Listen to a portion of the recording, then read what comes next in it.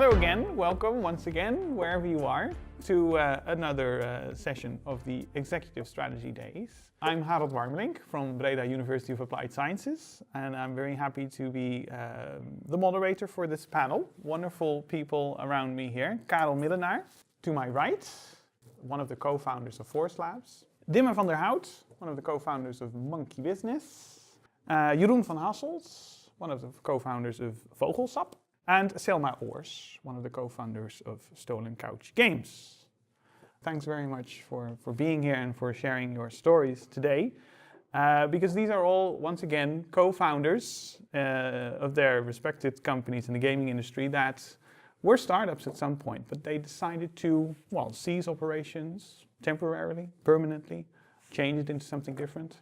So again, we are here to paint pictures, just like the previous ones, of the struggles of a startup. Really having to figure out, what to do in those first years in terms of business and organization. What works, what doesn't work.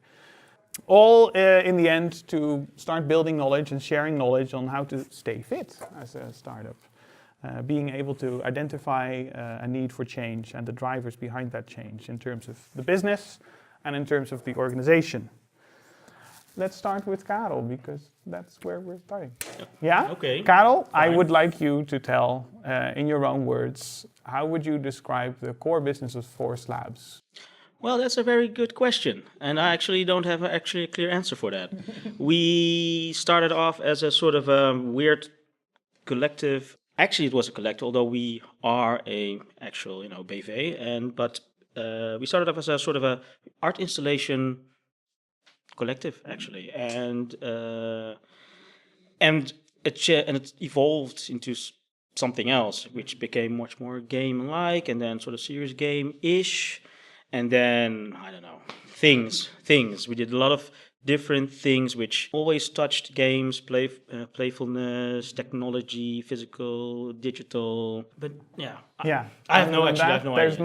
It's no clear red thread throughout everything. Well, give us an example of something you developed as a collective in FourceLabs. Well, the first project that we did, and this was like 2008, I think, was a project for an art festival in Rotterdam, which was called, what was it again? Oh, I totally forgot. Is this the floaty thing? Yeah. And it actually, Geert actually was the one who connected us to that organization, which I'm still very thankful. It was a floating art installation which you could call to, and then you could change the lights, so the light pattern and so forth. And that was our first project for like, I don't know, 4,000 euros to risk our lives, because every one of us, I remember it very clearly, that we jumped into the river to somehow save our installation. And Because it sunk, right? That's what I remember. And it got stuck, and I remember that I had to, so I think at that time, Adriaan, in the middle of the night, jumped into the water, tried to figure out why the thing couldn't, go into the water. And then Julius tried it as well, and then in the next day I had to jump into the river to untangle it, and I finally managed to, and then almost died because the thing caught my legs, and then it was felt like, oh God, this thing is sort of wrapping the cables around my leg, and it was like pulling at me, and it was like, I don't know, 2 meters from the shore, and then I saw Julius like, Are you all right? No. Oh, he was just waiting. And I was like, oh yeah. So it was a moment. But this was a typical example of the things you did at FourceLabs? Well, or just the very first one, at least? It was what was typical is that it was something like that. Yeah. And every project was different. Yeah. So very creative. And it was sort of, and always in a place or space which was not meant for anything that was playful or game-like. So in a way, it was always sort of a weird adventure that you embarked on. Sounds awesome. Yeah. It was. It still is. Oh, good. Good. Well, we'll get to that. Dimme. Yes. Tell us about, the core business, if you will, of MonkeyBizniz. Well, it changed over time. I think just like Karel said, we started with interactive animations. And doing interactive animations, we got hired by companies who wanted to do games, ad for games at the time. And Yeah, it was okay. Commercial games, it really advertised products, and we pitched for a serious game. And we always said we're not a game company, but we won and fell into the whole serious applied game business, which we enjoyed thoroughly. But still, I think we always, at the third meeting, said to clients, we're not a real game company. We just design playful solutions, and it can be anything. So, yeah. And I also think I started in 2001. The business always changed. The market changes, technology changes, so you have to sort of adapt to what's happening. Yeah. So, yeah, we started off as interactive animations and then became games. Yeah. But games. Always for companies. Yes, we always did business to business. Business to business. Yeah. There you go. Yeah.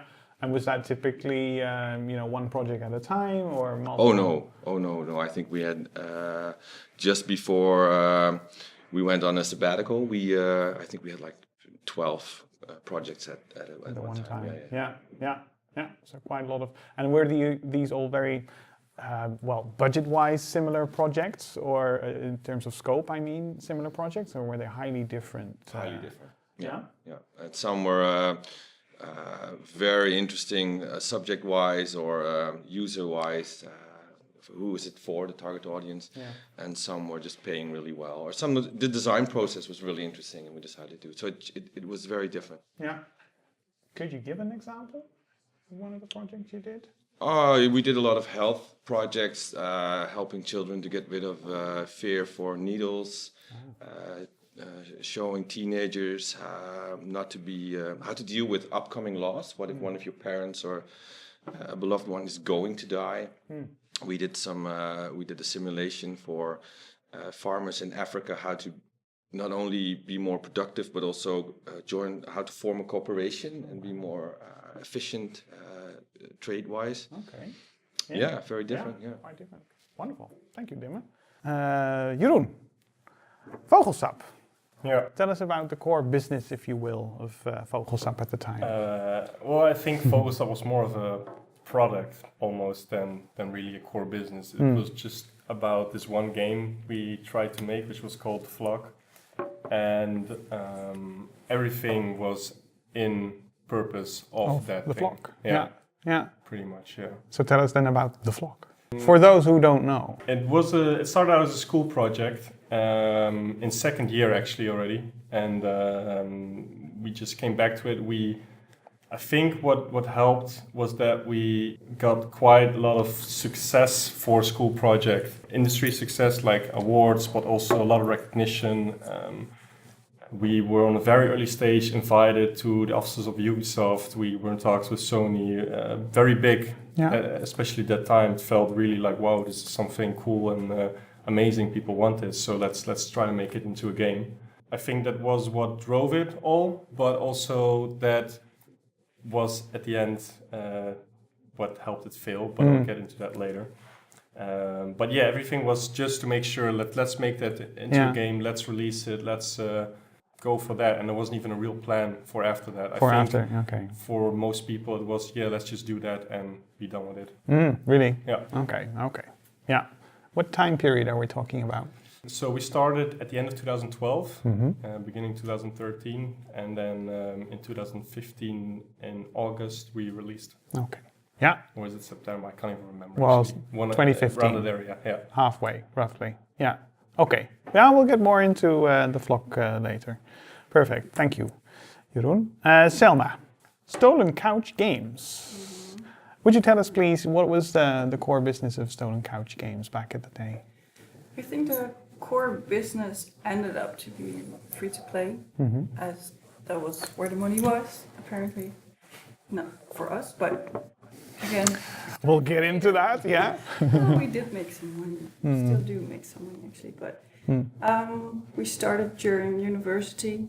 I think we almost touched upon every downloadable model you can think of. So we started with a downloadable model, then in-app purchases, and then afterwards free to play. Tried to iterate every game we made.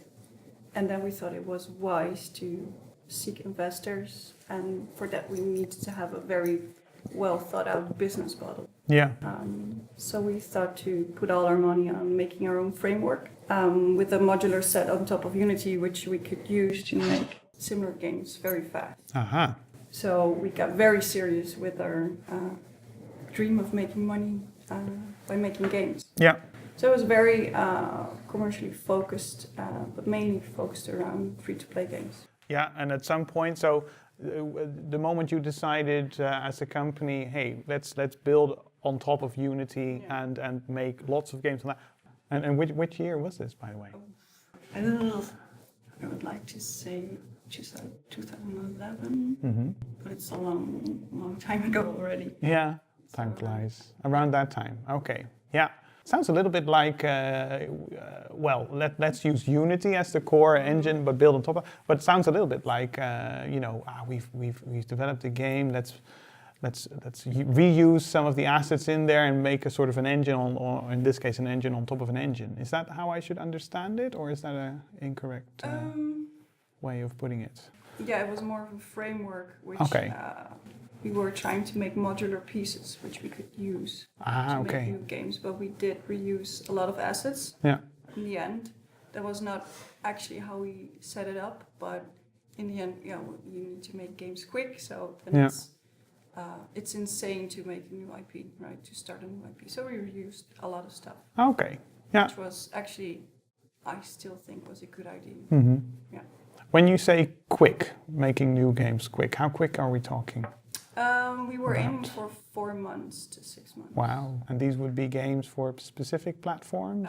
Mobile specifically. Mobile. We started adjusting the UI for the PC and now also for console. So. Right. But back then that was not very the focus. We did set it up with the intent to broaden the platforms. Yeah. But that was not the initial step. Can you give us an example of games that you developed? Castaway Paradise. Yeah. Yeah, the Animal Crossing ripoff. Oh. Back then, it was the No most comment. original. No, it's not a ripoff. We were highly inspired by Animal Crossing, and I do still think it was a very good idea. And Nintendo thought the same, right? Yeah. Because they eventually made it themselves. But the reason why we thought it was a good idea to go that way was that it hadn't been made for the casual market and for the mobile market, but there was a reason why it hadn't been made, because it was quite an endeavor. So, but we did anyway, so we had fun. Yeah. That's the most important thing. Well, then let's move on to the second question I have, which is about the organization that made it all happen. So how would you, in your own words, describe the organizational design?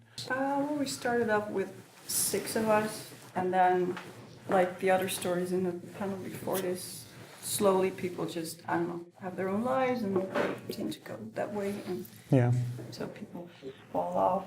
And then at the peak we had 5 founders, let me think, at least 1 investor. I think the second one also joined around that time.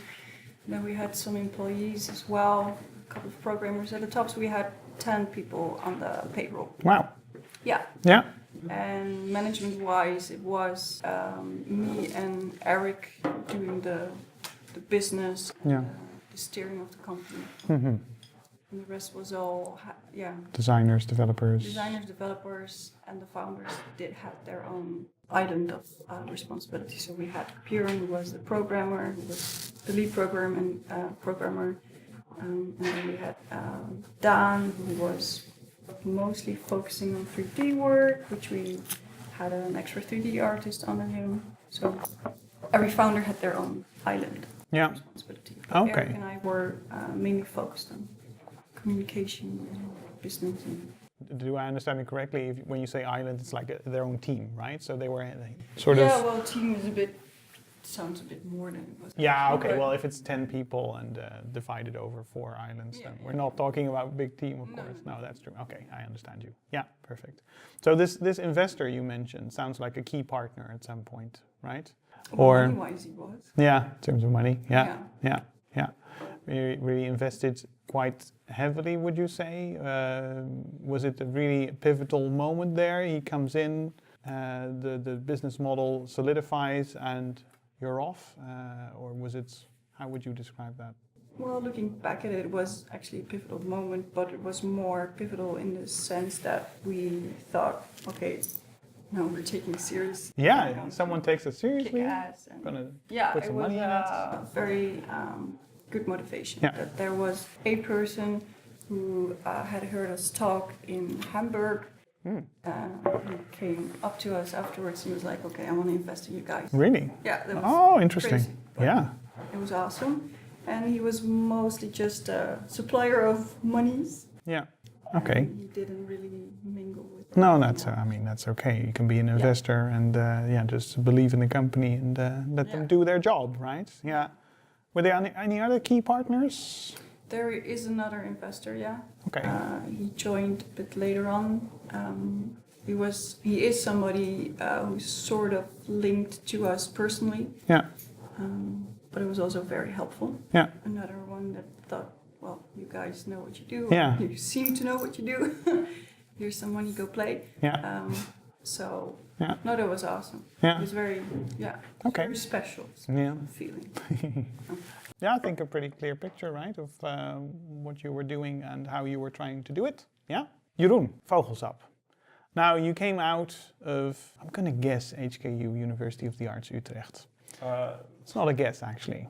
We actually, I did finished it like just this summer. I never finished it at that point in time. No. I just quit. We were, I don't know, we were a bunch of unruly, adventurous guys just doing whatever we wanted, I think. Well, that's an organizational design. I don't know. At some point, there was one guy in a group who wanted to create like a company culture. Because we had a weird way of doing things. We were definitely doing our own thing. And we didn't care much about what anybody else was doing. I don't know, we were seven people. And that were like the core. And then we had 7 more freelancers. Wow. We actually had people like employers. This was only for 2 months because, a short time. But I don't know. It was a weird time. It changed so much. It was like a big carousel of people coming in, joining, and everything. And that's why I said Vogelsap was actually more of a product because that attracted a lot of students and talented people. But in terms of what a company or thing that was a plan going forward, it was really hard to get the visions aligned.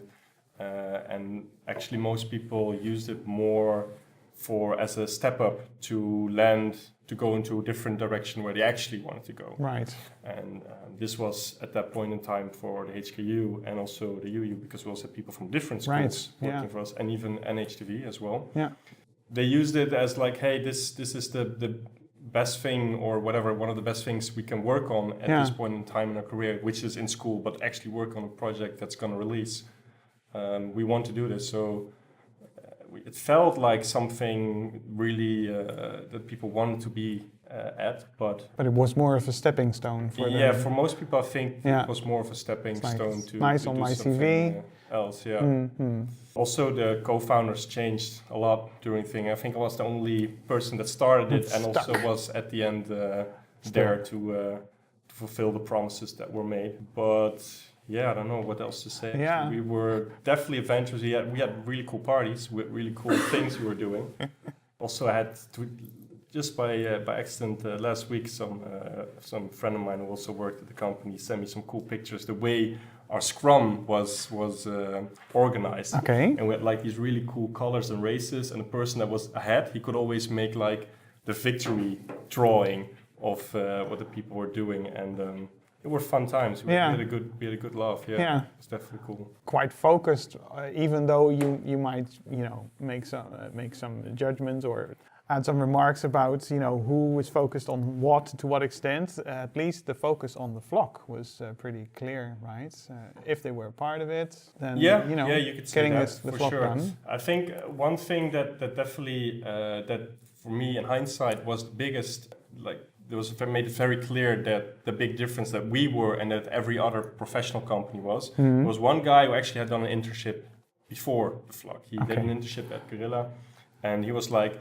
He was also the guy that said, like, hey, we need some company culture. We need some more I've been at Gorilla. I've heard of this company culture. Yeah, we need to do some stuff. So he tried to introduce it, but the rest just wouldn't really Yeah. listen to that. No. Interesting. Yeah. Interesting picture you're painting there. Yeah, but I think it's clear, right? You weren't working with any key partners or something, right? Or were you? Many actually. Oh, sorry. Yeah, explain. Yeah, besides HKU. Besides HKU. We had investment from Microsoft. Oh, yeah. We had investment from Indie Fund. We had the game funds.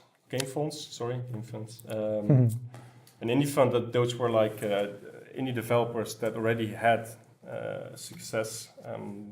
Like, I don't know, guys from Journey and World of Goo and Oh yeah. I know we had a lot of people that were really hard. Yeah. I think, but it's for later, like Whitefield. But we had like a lot of cool partners. Humble actually also did a lot of sponsoring for us. We actually had sponsors. We had sponsored from Razer, Intel, Monster Energy sponsored us even. So many, I don't know. It's hard actually to think like why they would follow us, which were like if they would see how things were being done at the time. It's fucking, Yeah, but they were looking at the things you were creating, and There was a cool buzz going on. Yeah, Yeah, for sure. yeah. That was really good. Yeah. I think I should at this point say that I was somehow also a little bit involved at the time. Yeah, I followed it quite well, and it was a very interesting, weird time. But the things that came out of it were, created a lot of wow, this is awesome, and we're onto something. I guess the goal for most people as a stepping stone, it worked. We succeeded in that. Yeah. So but later on that, I guess. Yes. More about that later. Thank you. Yeah. Dimme, Yes. how would you describe the organizational design of MonkeyBizniz? I was CEO and I had some employees and we did business to business and that's how we rolled. Yeah. It's very easy, yeah. How many employees were you? Over the time, I think we went from 3 to 7, back to 3. Yeah. Okay. Yeah. So, well, okay. Any reason why from 7 and back to 3? Just based on we projects, explored all kinds of options where we specialized. We had generalists working on projects. We were forced to let some people go when we were with 7 people.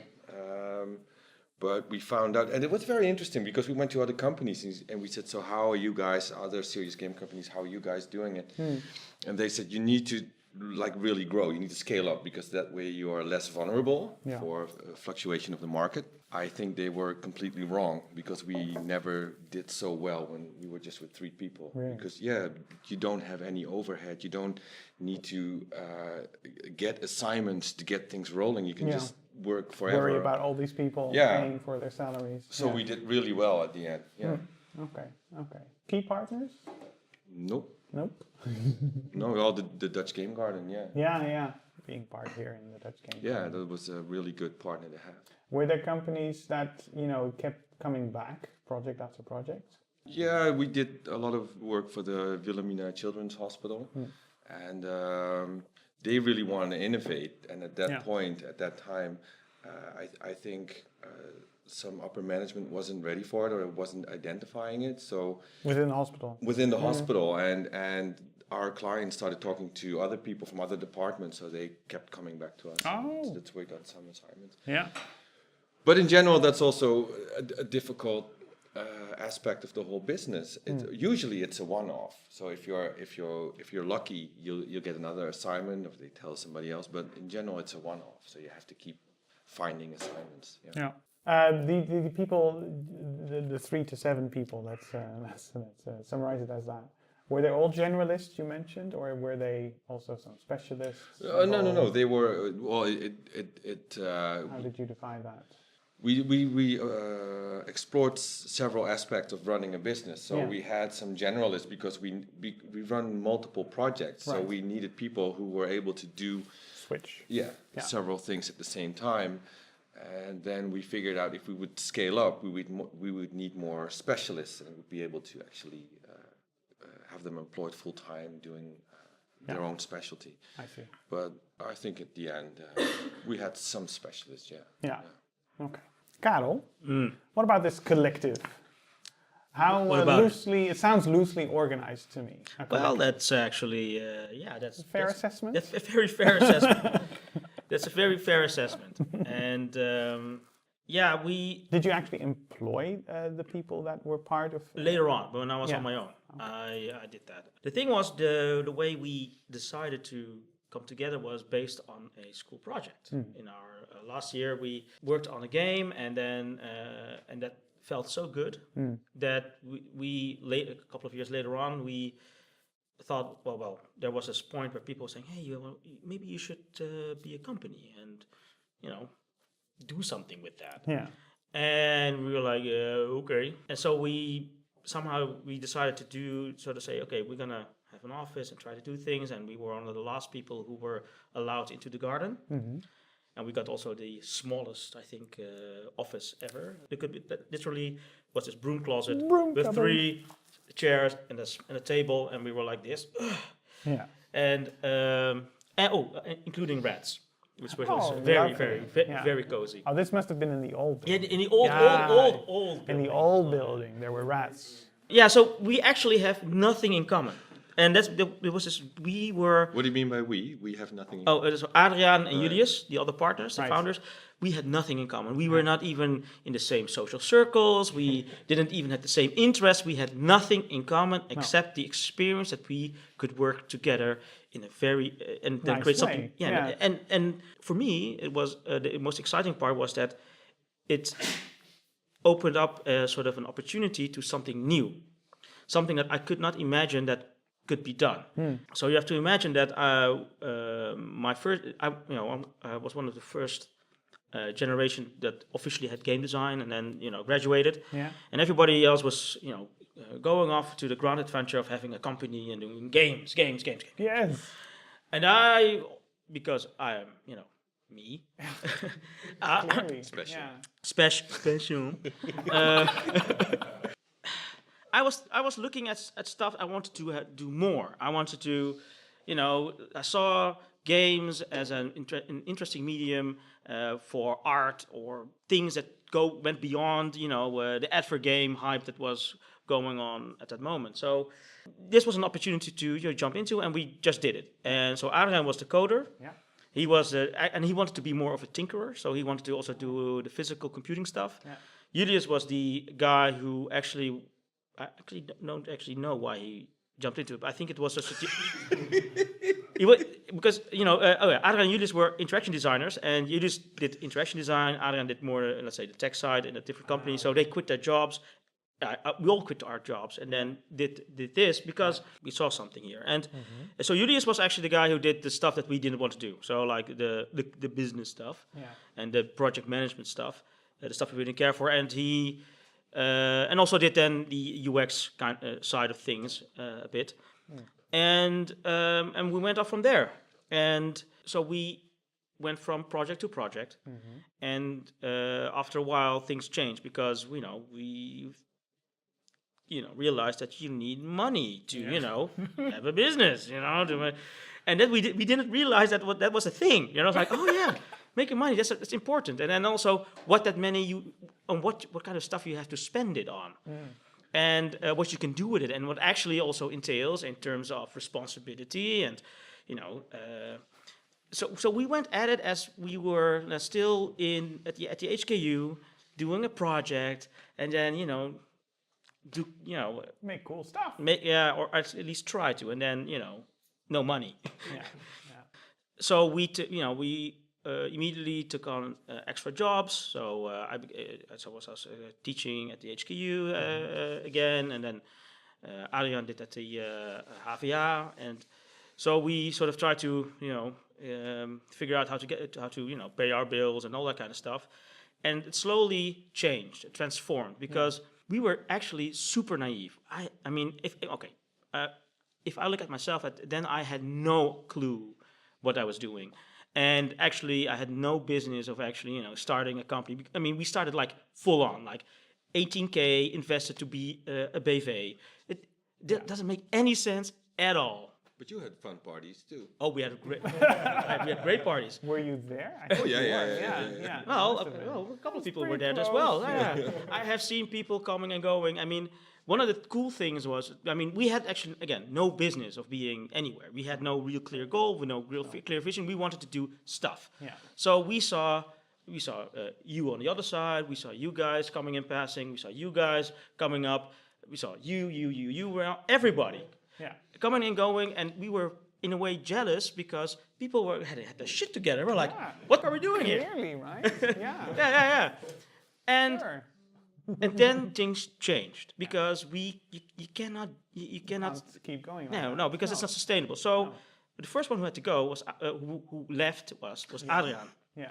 And he felt that because we were asking questions and demanded that as let's say our business model or whatever it was had to change because I was asking, hey, how do we get more money and build continuity? How do we pay ourselves a salary that actually makes any sense? Yeah. And therefore we needed to change our way of approaching people, getting money, all that kind of stuff. And Adriaan was like, this is not going the way I wanted. I wanted to sort of do the tinkering stuff, do the little creative, artsy stuff, and that's that. So he decided? He decided to leave, and that was actually pivotal for us. And that changed the way we looked at things, because then at that point we had a lot of interns. Yeah. So like 2 or 3 interns around to sort of do stuff for us. And we figured out like, okay, maybe you can do this, and because we had no clue, and hopefully they sort of had or something. I don't know. Help us to get a clue. Yeah. And then we tried to push things further and became more focused on, okay, what do we want to do and what actually makes money. Yeah. But then we were in a space that actually there was no money. I mean, we were out there. We were trying to get projects from people who actually like games or what is this and what can you do for us? So it was a very tough sell. And then Julius was like, okay, I cannot handle with this. I mean, he had so much responsibility and he couldn't figure it out. And I guess that was also the reason that he left. Yeah. And then I was on my own. Then you were on your own, yeah. And then I had to sort of design, let's say, the organizational structure. Yeah. And then I had to transform into an actual company. And then I was, let's say, learning how to think in these frames. Right. Ta-da! Yeah, there he is. Yeah. Now It actually went downhill from there. But That's where it all went. That all went wrong, yeah. Yeah, we actually we were better off if we sort of say, well, we had a good run, and then say, well, split it 3 ways and then leave. Yeah, because officially you didn't stop. No. It's FourceLabs still exists as me. Yeah. And there are a couple of reasons for why it still exists, but we'll get to that No, later. I mean, please do. Oh, Please okay, do. yeah? Yeah, because we've done the round. Yeah, well, basically it's for the monies. When everybody left, I was the sole, owner and was responsible for, getting the business done. And I had, we were middle in the project, so I had to, keep working on it, and I felt responsible, and I couldn't let go. I mean, I was so invested in having the business, the company. I mean, the company in itself was a sort of a reason to keep going, which, another lesson, that's the worst reason ever to have, to be in a company, to, have the company in that sense of to work for the company. No, yeah, it's the worst reason. But I did. So I went full bore on it and tried to, get things together. Well, people around me say, hey, you're not, I was on my own, running everything, trying to figure it out. Yeah. And then they're like, hey, maybe you need help. So then I was like, yeah, maybe I need some help with this. Mm-hmm. So the first decision I sort of took was to take on a project manager, and that was Justin. And that guy, helped me out quite a lot, because Justin is like maybe the polar opposite of who I am. Right. And he is like stable, reliable, and he's together. He's together, and he's like, if shit is going on, he's unfazed. He's like, he can still. You really know how to sell yourself in your company. It's amazing. He's the creative man. Exactly. Yeah. I mean, I was there because I had a sort of an idea, vision. Was there for being a designer. Yeah. And now I was not the designer. I was the guy who was in front. I was the owner. Yeah. And that was something I was really not prepared for. No. I was actually pretty allergic for all that business talk. Yeah. But now I had to adopt this new, let's say, persona. Yeah. So It was then good that you got Justin. yeah, and Justin was actually the guy who kept everything sane-ish. Yeah. And then things went slightly more insane because then Kenneth and Mark, because their business went up in smoke, and they had they won a grant, and they said like, hey, let's continue in a way, and then let's try to pawn ourselves off to Karel, and then and I said yes, because they were bringing in money, and I was like, yeah, I needed the money, and I had 2 more people, and so it was sort of snowballed from there. Yeah. And that's where it all went. Yeah, because anyway. I mean, it felt good, right, to get things done. And as a first time in the whole, having the company was like, okay, I feel like a CEO-ish guy. I didn't know what a CEO was. I don't know. I felt sort of in control-ish. And then you begin to sort of, when we were doing projects, we began to realize, okay, what the hell are we doing? This whole venture is based on nothing. No. There is no business because everything is a sort of a one-off thing. And so when a project ends, you have to go for Start from scratch again, and then do the whole song and dance with a whole different kind of with a completely new client, completely new domain, completely new ideas. It was insanity. But it sounds to me also a little bit like you were trying to fit a real arts collective into a business, a full-on business. Yeah, so basically... I mean, you mentioned it, of course, that you're calling it an art collective as well, but I mean the whole spirit and the intentions and the strategy of a free, maybe foundation-based arts collective is then what the picture I'm painting now in my mind as you're explaining all of this. Is that correct? Is that a fair but then assessment? we wanted to be, we were more like pretenders. We wanted to be, but didn't had the skills or the courage to say we were an arts collective. Like Bonabanda was at the time, they were like, okay, we are the artsy fartsy guys, and we were like, yeah, sort of. We didn't have that punch, and that's something that was always sort of holding us back. And so the best year was the worst year. Really? Yes. I had never made so much turnover in my life. It was almost 200K, and then everything went downhill from there. Because one of the things that I sort of didn't manage to do was build continuity in our company, in our business. And the gap was too big. We had some crappy projects, stuff that, leads that didn't came through, and then, I had to sort of, there was nothing. No. So there was a moment that we were like, we moved out of the Neude and went to Concordiastraat. I think we went there for half a year, and then sort of in the last half year, and then this is like, I don't know, 2014, I think. Oh, really? It was very clear that I couldn't pay anybody anymore. It was like a half year. I saw it coming at me from half a year. And this is a sort of a perspective I never saw or had. And this was something that was very clear. I could not keep these guys on. So I said to the guys, first I asked Justin, because that's the only sane guy. And I said, hey, Justin, do you think we can manage? He said, no. Oh, okay. And then when he said no, then you know. Then I knew, okay, I have to sort of take my responsibility. Yeah. And I told the guys, please go find a new job. Yeah. Please, because I am not able to pay you guys at the end of the year. Yeah. And luckily, everybody did. Yeah. Everybody did, and they helped each other to go through this. And this was actually one of the loneliest moments, in my life. Experience. Yeah, I mean, because I had to carry that burden. Yeah. And I could not take, and I could not, I have to take that responsibility to my employees, and so I took the hit, basically. Yeah.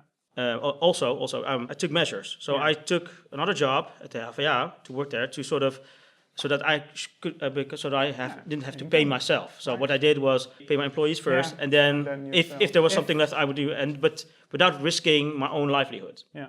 So I tried to balance that out, and that saved me, by the way. But anyways, so half year down the road, I took 40K hit, and I decided to keep going.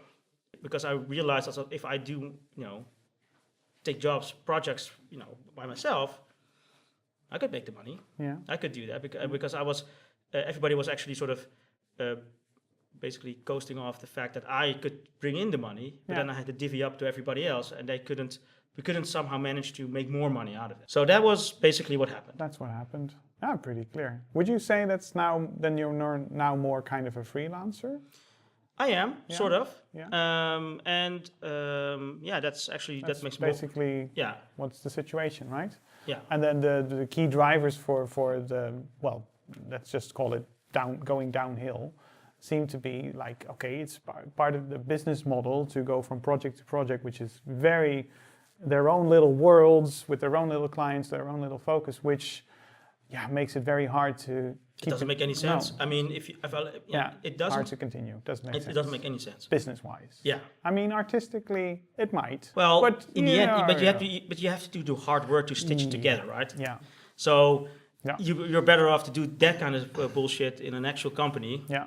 Instead of trying to do it on your own. And then try to get money out of it so that you can survive from that. Yeah. Okay, Dimme. Yes. Yeah. What about that pivotal moment for MonkeyBizniz where you put it on hold, right? Or how would you term it? Your own words. How would you term it? What happened? One of my employees said, "I've been doing this for 10 years now. I'd like to do a sabbatical." Right. And a sabbatical, you mentioned. Yeah, and I had been doing it for 15 years, but being responsible for the jobs, I could never actually leave. No. I thought, at least I had the feeling. Right. And now we were back to 3 people, just me and two other people. And when she said, "I want to take a sabbatical," I just went to the coder. I said, "Listen, I think you should take a sabbatical too, because you just straight went from the HKU, you went straight to working at the company." He said, "Yeah, that's a good idea." Yes. So we all just said, "Okay, then we all take a sabbatical. we'll take a sabbatical." Yeah. Yeah. Okay. That's what we did. That's what you did, and you're still at it. 3 years later. No. You wish. Yeah. No, we took an 8-month sabbatical. Okay. And during that period, somebody said to me, if you go on a sabbatical and nothing changes when you come back, it wasn't the right thing to do. Right. But I think things change. So I realized I really like the whole design process. I really like figuring out what a client wants and how to give shape to that, how to make it, give it a purpose, materialize make it meaningful. But I hated the whole management thing. I was too much being a CEO and not just doing fun creative stuff. Yeah. So I said, I like working with you guys. We had a really good chemistry and we had nice projects, but I want to do it in a different kind of form. And that's what we're doing now. With the same people? Same people, yeah. Oh, okay. Brilliant. Wonderful. But what's the difference then? What's the difference? It's more loosely based. We don't have a shared office. Okay. And it's not our main focus anymore, I think, right now. So the key driver then there was, sort of a real personal need of everyone to just take a break. Yeah, and go see other things, see the world. Yeah. I don't know. And what I like I said before, I think our industry or it changes every couple of years due to technology, due to whatever the reasons are. I was just wondering, because most people here they started around 2011, 12, something. So when these people came in, I think a lot of Dutch Game Garden people or HQ people started at that period. Something has changed over time. Mm-hmm. And for me, when I came back, the HKU said, "Why don't you come back to the HKU and think about the curriculum and why we are teaching and how we are teaching game design?" And I thought, and I still think this is a very interesting moment to see. So why are we designing games? And I think there's a shift happening right now.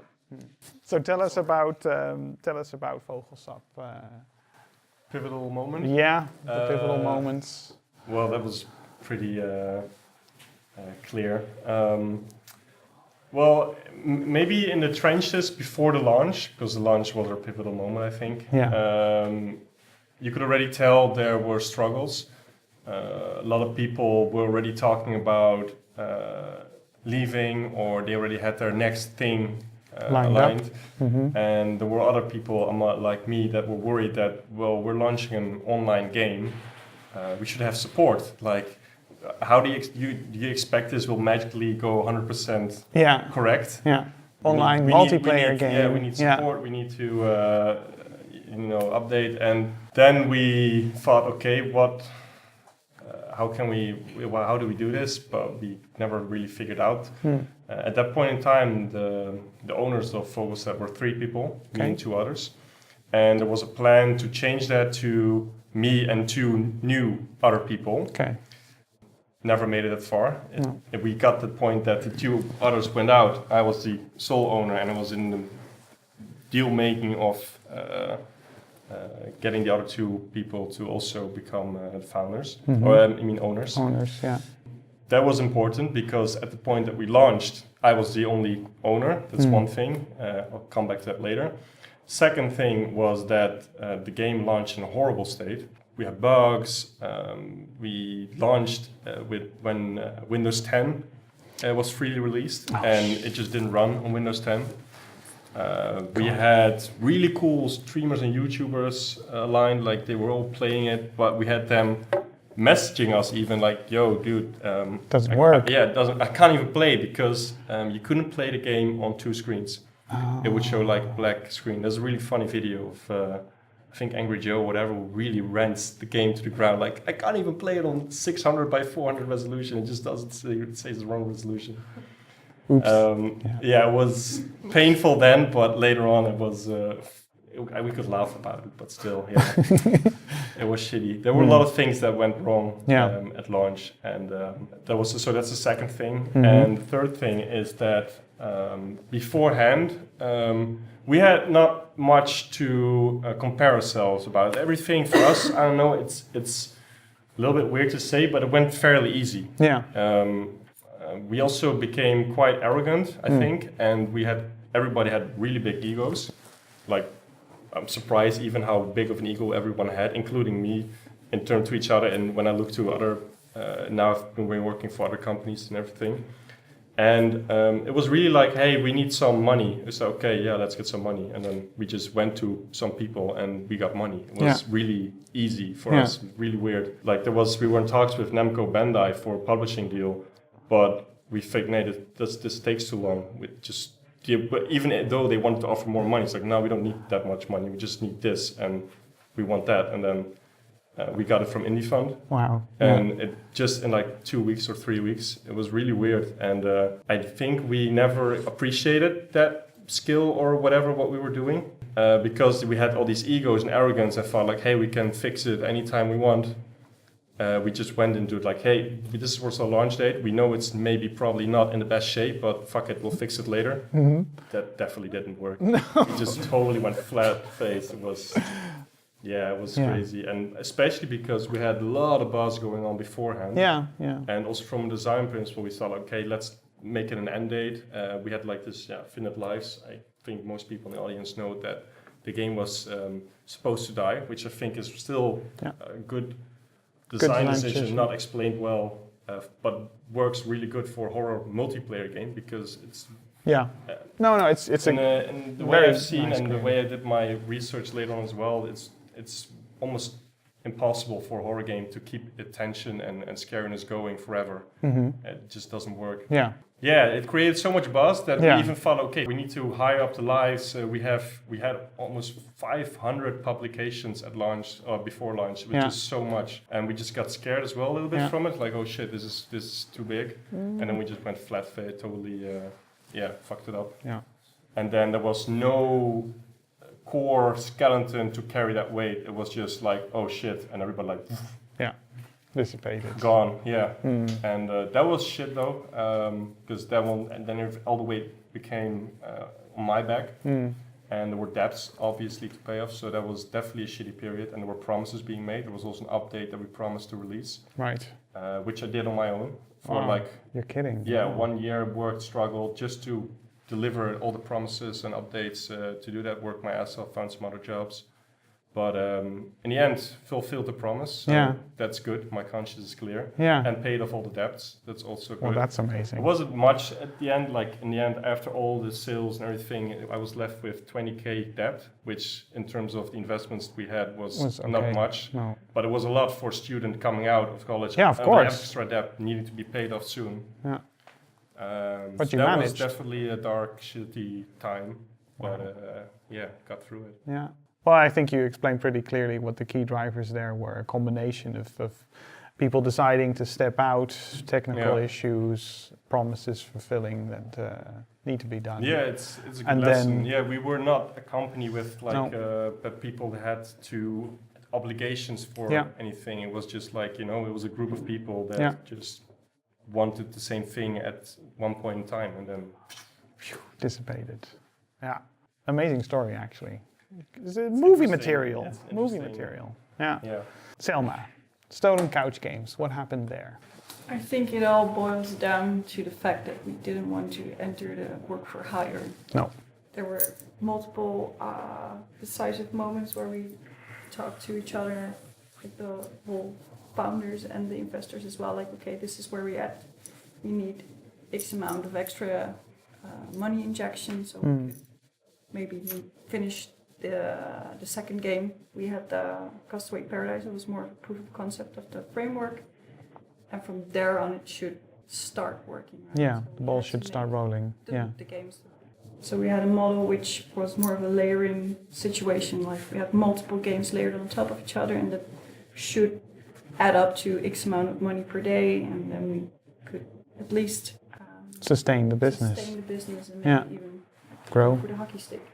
But it took a bit more time than we thought, and it didn't pay off. No. So then we had a discussion. We got another money injection, small injection to try it at least 3 months, I guess. When was this? I think the end of 2016. Okay, not so long ago. No, not so long. No. So, and then we had like daily check-ins on how much money did we earn today. And then we could survive, but we didn't reach that. No. So then it was very clear. Everybody was well aware that if we didn't reach that, then it was done. Okay. And there was a 3-month period you mentioned, or that you gave it. It was 3 months. Yeah. And then it was clear. Everybody was well aware that they should quit. And then in May, I think, early spring, I wrote the letter. Yeah. Like, everybody can be removed from the payroll. That was it. Wow. That must have been tough. No, that was actually the easiest thing. Well, it was, maybe because everyone saw it coming and... Yeah.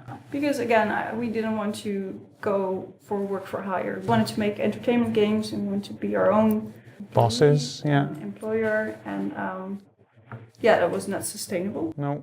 But it's still, the company is still alive, and we ported Castaway Paradise to Xbox and PlayStation 4. Yeah. And we're going to pay out some salary that's still due. Yeah. So now we all have a good job, well-paid job, and we have our own Christmas bonus. Yeah. That's nice. Okay. Well, that's good. That's great. Yeah.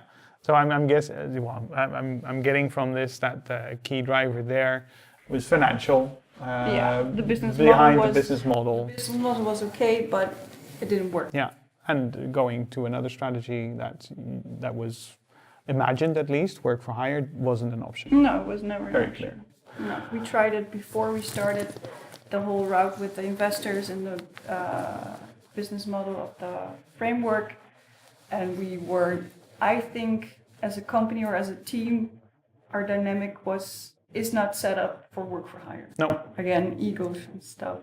You need to have a different approach to do work for hire. Yeah, it really depends on what you want to do as a person. Yeah. And what you don't want to do. Yeah, fair enough. Well, to end on a positive note, I'd like to ask all of you to very briefly and quickly tell us about the wonderful things you're doing now beyond what we've been talking about. So, Selma, again, what are you doing right now? Well, I have a very awesome position at Nixus. Yeah, I'm a senior producer on a content team. I made the leap from casual games to AAA. Something totally different. And it's very interesting. It's hard, but it's nice. I can be my own boss on my own team and just... You do that. Yeah. So no, I'm... But they're on a AAA level, which is also... It's for the nice. Netherlands is quite special to do this. So I'm very grateful. I must admit that after 3 months sitting at home and just twisting my thumbs of what should I do, because after running a company you can do so many things. Right? Because you touch upon every little aspect. Yeah, you learn a lot. You've never had the time and space to become a specialist. Mm-hmm. So you need to maybe bullshit a bit about how good you are at something. But I had a good conversation with Jeroen at Nixus, and he was like, well, let's try it out. Let's try it out. Now, for over a year, I worked there with a lot of fun. Great. So it's a nice place. We are growing, so we have some openings. Nixus has jobs. Wonderful. Nixus has jobs. Yeah, and they're based in Utrecht? Here in Utrecht. Right around the corner. Right around the corner. We'll be moving to the WTC-gebouw. Oh, okay, World Trade Center. Yeah. Okay. January. Perfect. Yeah, we're growing and it's nice. Things are going well. Nice. Oh, wonderful. Thank you, Selma. Jeroen, what are you up to? Well, after the vlog, I've been freelancing a lot, traveling a lot. Nice. Also because it drastically puts down the cost, so I could pay off that debt. But after that, a lot of people wanted me to do biz dev, because that was the thing I did also at Vogelsap. I was basically a one-man biz PR army.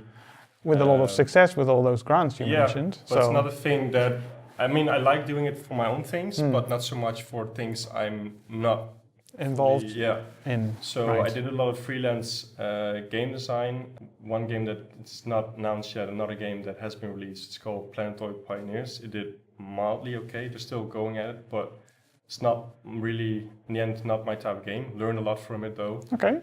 Wanted me to do also PR, but I stick to just doing advice and not getting my hands too dirty in that. And now I'm actually following my dream, which I wanted to do before I did HKU. And that is building adventures, like real life adventures. And there was no market for it at that point in time. And now with escape rooms being quite popular, which are still not my thing, but people want to do experiences more often. Physical. I came in touch with Drew Studio in Krakow, who does horror, because I finished my school and thing in horror. Who got me in touch with an abandoned hospital in Belgium, and they wanted to like, hey, you can build a horror game here if you want, something like that. And it's like a real game with real mechanics, real fail states. It's doing extraordinarily well. It's completely sold out for like half a year already. In an entire building, escape. It's not an an escape entire room. hospital, but like 1,000 square meters. Oh my goodness! Already have the next project lined up. It's an abandoned club in Antwerp, and we're in talks of doing something in Amsterdam. And I just love doing horror. I've really liked doing that. And the project's also less long. I think video games just, I've been in the industry for 6 years, and there's like 2 completed projects on my net. It's just ridiculous. It takes so long. It's back to the physical. Yeah, this is really cool. Hail the physical, no more digital. Yeah, and one thing I want to add, which is, I never really gamers. They tend to be like, you can't do anything right. You can just do things wrong or not wrong, right? Which is okay. Black and white. That, but seeing people in real life and going through an experience, they're so happy and excited, and that gives a lot of energy for sure. Wonderful. Well, that's great. Great to hear, Jeroen. Thanks. Dimme, what are you up to? Still have MonkeyBizniz, still do projects. But a bit on the side, you said? Yeah, but, I think they're really interesting. And at the same time being course leader for the HKU. Thinking about where we'll be with game design and game art and interaction design in the next 6 years. Right. So, a lot of stuff to think about. pretty important questions. It's a nice combination, I think, right? Industry and education. For now, it's perfect. Yeah. I'm not sure if I'll keep this up, but yeah. Yeah. Karel, what are you up to?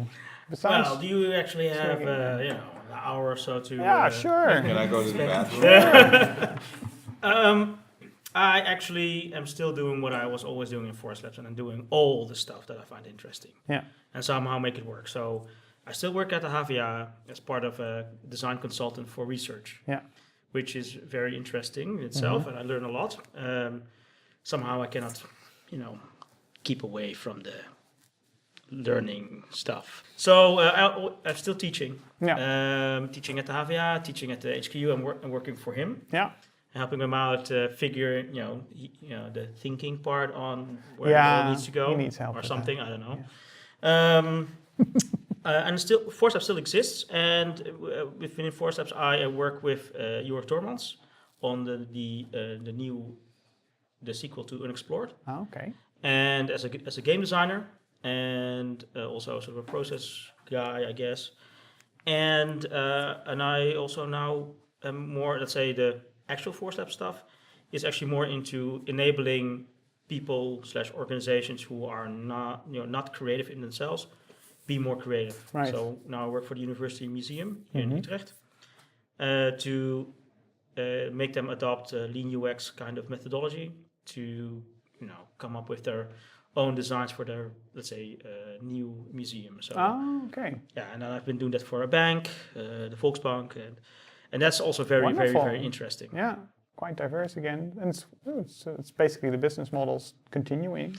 Yeah, But and the thing Again, combined with other things. the key thing is that I flipped it around. Yeah. Instead of what I said, the business being the main, or the company keeping the company up because of the company. Yeah. Now it's totally the other way around. It is a vehicle for me to go to places. Yeah.